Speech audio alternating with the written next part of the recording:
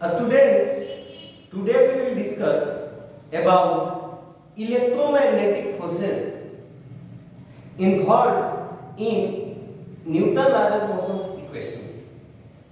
Newton law के motion के equation में कौन से इलेक्ट्रोमैग्नेटिक फोर्सेस आएंगे? तो इलेक्ट्रोमैग्नेटिक फोर्सेस जैसा कि आप लोग जानते हैं कि चार्जेस के कारण लगते हैं। इलेक्ट्रोस्टैटिक फोर्स तब लगेगा जब चार्जेस रेस्ट पर होंगे, और जब मोशन में आ जाएंगे तो मैग्नेटिक फील्ड क्रिएट होगा और मैग्नेटिक फोर्सेस लगने लगेंगे। ये बात हम लोग क्लास 12 के चैप्टर्स में करेंगे। तो अभी कौन कौन से इलेक्ट्रोमैग्नेटिक फोर्सेस हम लोगों को पढ़ना है ये हम देख लेते हैं। तो देखिए कौन सा force? Electromagnetic forces. Electromagnetic forces, electromagnetic forces हम लोग को डिस्कस। तो जो सबसे पहला इलेक्ट्रोमैग्नेटिक फोर्स आएगा इस कड़ी में वो होगा हमारा टेंशन। ये पढ़ना है हम लोग को में, टेंशन इन स्ट्रिंग। और एक और जो फोर्स होता है वो होता है सरफेस फोर्स।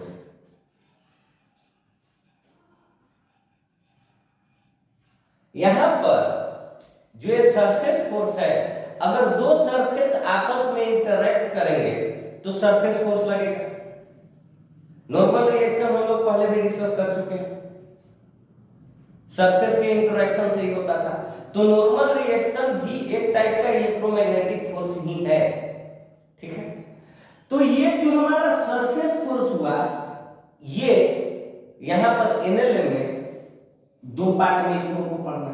पहला हमारा हो गया नॉर्मल रिएक्शन या नॉर्मल फोर्स, नॉर्मल रिएक्शन या फिर नॉर्मल फोर्स हो गया, और जो दूसरा हमारा हो गया वो फ्रिक्शन फोर्स हो गया, फ्रिक्शन फोर्स हो गया। ये दो चीजें। तो ये नॉर्मल रिएक्शन आप लोगों को पता है, जो सरफेस कांटेक्ट में है उस सरफेस पर, उस सरफेस के परपेंडिकुलर डायरेक्शन में एक्ट करता है। और नॉर्मल रिएक्शन को निकालने का तरीका बस है, आप Newton law of motion normal reaction के डायरेक्शन में लगा दीजिए, आपका नॉर्मल रिएक्शन निकल जाएगा। मतलब कि नॉर्मल रिएक्शन के डायरेक्शन में अगर आप net force is equal to m में कर देते हैं तो आपका नॉर्मल रिएक्शन निकल जाएगा। हम लोग रेस्ट का बात कर चुके थे पिछले एपिसोड में, इसलिए अभी ज्यादा ध्यान नहीं देंगे। अभी एक साधारण उदाहरण लेते हैं, सिंपल एग्जांपल। देखिए मान लीजिए हमारे पास एक सरफेस है, अभी मान लेते हैं एक रफ सरफेस है। कैसा सरफेस है? रफ सरफेस है। इस पर एक ऑब्जेक्ट रखा हुआ है, एक ऑब्जेक्ट इस पर रखा हुआ है, इसका मास m है। इसका मास क्या है? m है। अब यहां पर दो परपेंडिकुलर एक्सिस लेते हैं, एक x एक्सिस ले लेते हैं और एक y एक्सिस ले लेते हैं। कोई दिक्कत? x एक्सिस और y एक्सिस का इक्वेशन एक दूसरे से इंडिपेंडेंट होगा, क्योंकि ये एक दूसरे के परपेंडिकुलर है और परपेंडिकुलर एक्सिस हरदम एक दूसरे के इफेक्ट से इंडिपेंडेंट होते हैं। अब देखा जाए तो हम लोग आगे इस दिशा में काम करेंगे, इसके उपरांत इस दिशा में काम करेंगे। मान लिया जाए कि किसी फोर्स से इसको इस तरफ पुश करने का प्रयास किया गया, कोई फोर्स मान लिया जाए F लगा दिया, ठीक है। तो अगर सरफेस रफ है, तो अगर एक सरफेस दूसरे सरफेस के ऊपर चलने का प्रयास करता है तो दूसरा सरफेस जो है पहले सरफेस के ऊपर उसके मोशन के अपोजिट डायरेक्शन में एक सरफेस फोर्स लगाता है, उस फोर्स को ही हम लोग फ्रिक्शनल फोर्स बोलते हैं। मतलब इस डायरेक्शन में अगर फोर्स लगाया जा रहा है तो अगर एक लिमिट को क्रॉस कर जाता है, वो फ्रिक्शन चैप्टर में पढ़ेंगे किस लिमिट को क्रॉस कर जाता है, लेकिन ये जो बॉडी है वो या तो इधर मूव करना चाहेगा, या तो फोर्स की मात्रा बहुत ज्यादा हुई, फोर्स का अमाउंट बहुत ज्यादा हुआ, इसका मैग्नीट्यूड बहुत ज्यादा हुआ, तो ये ऑब्जेक्ट इधर मूव कर जाएगा। लेकिन फिर भी चूंकि ये सरफेस रफ है और ये सरफेस भी रफ है, तो ये सरफेस इसके मोशन को इस डायरेक्शन में अपोज करेगा, फ्रिक्शनल फोर्स लगा देगा। तो फ्रिक्शनल फोर्स किधर लगा? इस डायरेक्शन में लगा। अब एक बात और देखिए, ध्यान देके देखिएगा, जैसा कि हम पहले भी डिस्कस कर चुके हैं कि वाई एक्सिस के अलावा अब निगेटिव वाई एक्सिस को निगेटिव ले लेते हैं, पॉजिटिव वाई एक्सिस को पॉजिटिव ले लेते हैं। यानी नॉर्मल तो ऊपर की तरफ लग रहा है सरफेस के द्वारा, ऐसे नॉर्मल, तो नॉर्मल पॉजिटिव और माइनस एम, ये तो निगेटिव है, इज इक्वल टू 0, यानी m में a एक्सेलरेशन 0 है, इसलिए m में 0 हो गया, m into 0 is equal to 0, ये m है, m into 0, क्योंकि इस डायरेक्शन में m लगाएंगे net force is equal to, तो 0 आ जाएगा, यानी m is equal to mg।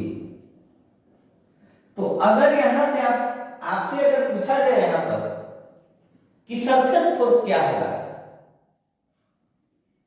तो सरफेस फोर्स यहां पर फ्रिक्शनल फोर्स भी है और नॉर्मल रिएक्शन भी है। तो इधर एक फ्रिक्शनल फोर्स लग रहा है और इधर एक नॉर्मल रिएक्शन लगा ऊपर की तरफ।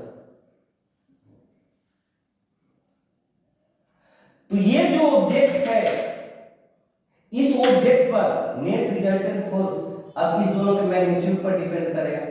इन दोनों वेक्टर्स को ऐड कर दीजिए, रिजल्टेंट इन दोनों के बीच में इस तरह से आएगा, और जो हमारा सरफेस है उस पर वर्टिकली अपोजिट डायरेक्शन में सीधे इधर लग जाएगा। ये जो सरफेस है हमारा, इस पे इधर लगेगा फोर्स, सरफेस फोर्स, और इस पे इधर लगेगा, क्योंकि सरफेस फोर्स, फ्रिक्शनल फोर्स और नॉर्मल रिएक्शन दोनों का रिजल्टेंट होगा। क्योंकि 90 डिग्री है तो इसका मैग्नीट्यूड जो होगा, सरफेस फोर्स का मैग्नीट्यूड जो हो जाएगा √n² जो f² हो जाएगा।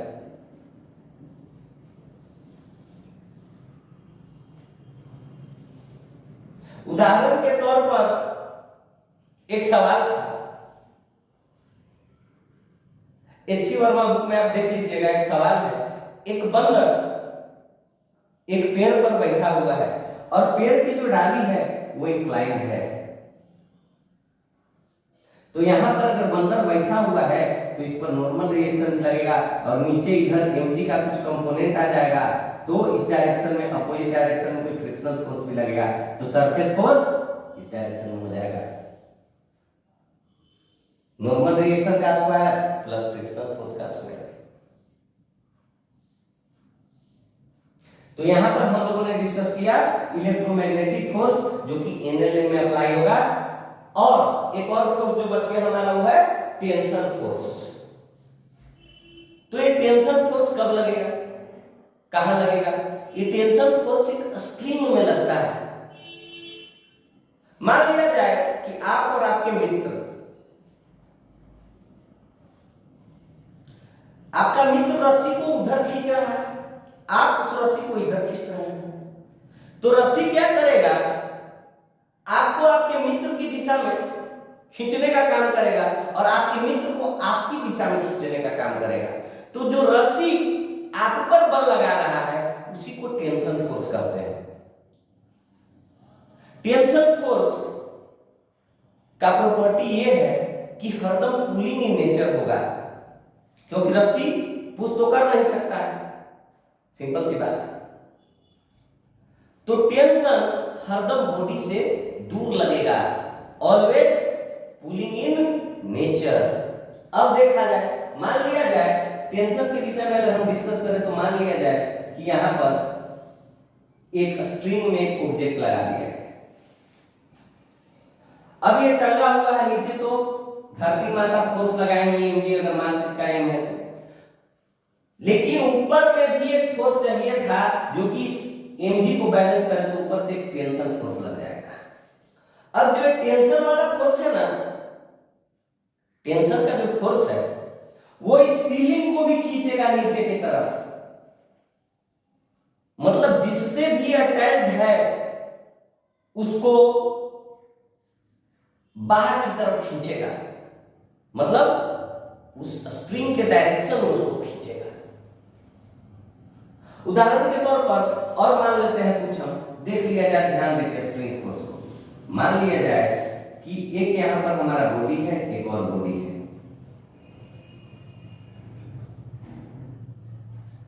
बॉडी होने लगी, इसको हम खींच रहे हैं इधर की तरफ, एक फोर्स लगा दिया, ये चल रहा है, इसका मास m1 m2 कुछ भी हो, लेकिन जो ये ऑब्जेक्ट हमारा खींचा जा रहा है, ये ऑब्जेक्ट जो हमारा खींचा जा रहा है, इस पर सिर्फ इस डायरेक्शन में एक ही फोर्स लग रहा है, टेंशन। इस पर टोटल फोर्स कितना लग रहा है, इस डायरेक्शन में F माइनस टी, इस पे इधर टेंशन लग रहा है दूर। और आइडियल सिचुएशन मान लिया जाता है, आइडियल केस ले लिया जाता है और ये मान लिया जाता है कि अगर स्प्रिंग कंटिन्यूअस है, बीच में कोई इंटरप्शन नहीं है, मतलब कि बीच में या तो कोई ऑब्जेक्ट नहीं आ जाए, या बीच में फ्रिक्शन वाला कोई सरफेस नहीं आ जाए, या फिर बीच में कोई फ्रिक्शन वाला पुली नहीं आ जाए, स्मूथ पुली भी रहेगा, तो ये जो टेंशन है ना through out spring, through out ए कंटिन्यूअस स्प्रिंग, मतलब एक ही अगर स्प्रिंग हम ले रहे हैं तो टेंशन थ्रू आउट कांस्टेंट होगा, टेंशन थ्रू आउट कांस्टेंट होगा, क्योंकि इस स्प्रिंग को हम मासलेस कंसीडर करेंगे और टेंशन थ्रू आउट कांस्टेंट होगा। अब देख लिया जाए, मान लिया जाए कि एक ऐसा सिचुएशन है, एक ऐसा सिचुएशन है, यहां एक लगाया जा रहा है AM1 AM2 और AM3, इसमें इधर T1 लगेगा, इधर T1 लगेगा, कोई दिक्कत नहीं, लेकिन यहां पर चूंकि एक ही स्प्रिंग नहीं है तो इसमें थ्रू आउट कहीं भी टेंशन देखिएगा तो T1 ही होगा, लेकिन यहां पर T1 नहीं होगा, यहां पर T2, ये दूसरा टेंशन हो जाएगा। अब इस बॉडी पर कौन कौन सा फोर्स लग रहा है, इस पर F इधर की तरफ, T1 इधर की तरफ, इस पे कौन कौन सा फोर्स लग रहा है, तो T1 इधर की तरफ, T2 इधर की तरफ, और इस पर कौन सा फोर्स लग रहा है, T2 सिर्फ इधर की तरफ। तो इस हिसाब से नेट फोर्स बटे mass is equal to acceleration, और इक्वेशन निकाल देंगे इस प्रकार से, तीनों का तो एक्सेलरेशन इक्वल होना है, तो बाकी हम लोग डिस्कस करते रहे, लेकिन ये बात क्लियर हो जाना चाहिए कि इलेक्ट्रोमैग्नेटिक फोर्सेस एनएल में अप्लाई करने के लिए सिर्फ यही है, हमारा नॉर्मल रिएक्शन, हमारा फ्रिक्शनल फोर्स और हमारा स्प्रिंग का टेंशन। टेंशन हरदम अवे फ्रॉम द बॉडी, इन बातों को दिमाग में सेट कर लीजिए, क्योंकि एनएलएम में इनका बहुत इंपॉर्टेंस है, एनएलएम में इनका बहुत ही बड़ा रोल है।